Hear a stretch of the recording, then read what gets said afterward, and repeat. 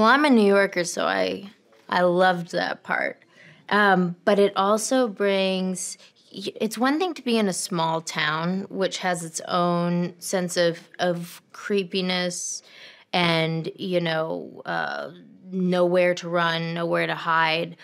But then when you're in a big city, there's a completely different version of there's nowhere to run, there's nowhere to hide. It could be anybody. The killer could be anybody. I mean, it could be you, it could be the person you're standing next to, and it brings, about the opportunity for shock, surprise. I mean, you just really don't know what you're going to see.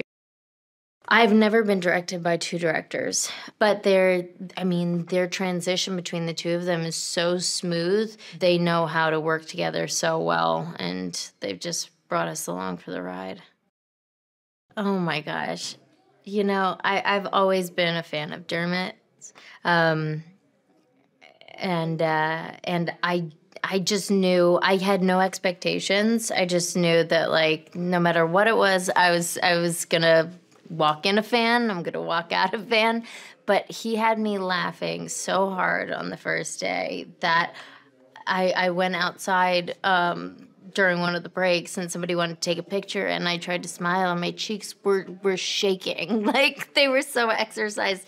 I haven't smiled that much in so long, but Dermot is such a multifaceted actor, human being, and he brings all of that to this character. Courtney's just so talented and funny and fun. She brings all of those elements to the character, so I can only imagine. I mean, she puts her whole self into it, so I'm sure it's gonna be badass.